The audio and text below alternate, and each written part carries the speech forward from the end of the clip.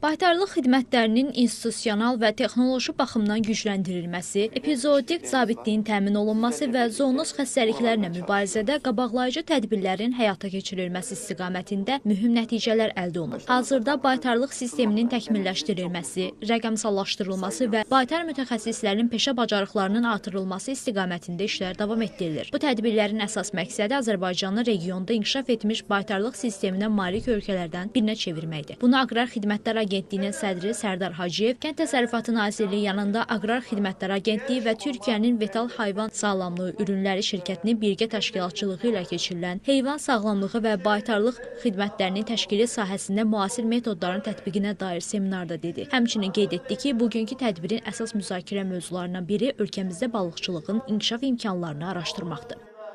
Əsas məqsədimiz odur ki, bütün sahələr kimi heyvandarlıq sahəsi də inkişaf eləyir və bugün biz bu tədbirdə çalışacağıq ki, mütəxəssislər tərəfindən müasir, innovativ yanaşmalar və metodlar bizim iştirakçılarımıza təqdim olunsun.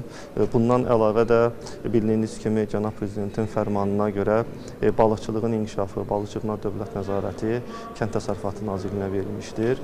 Biz bugün bu tədbirdə Aqrar Xidmət Agentliyi olaraq həm heyvandarlıq, həm balıqçılıq istiqamətini əhatə edirik. Tədbirdə Vital Hayvan Sağlamlığı Ürünləri şirkətinin rəhbəri Abdullah Tutaq çıxış edərək təmsil etdiyi qurumun fəaliyyəti haqqında məlumat verdi. Seminarın peşəkar inkişaf baxımından əhəmiyyətini vurğulayaraq əməkdaşlığın genişləndirilməsinin zəruriliyini qeyd etdi. Azərbaycana biz 12 yıldan bu yana aşı vermekteyiz.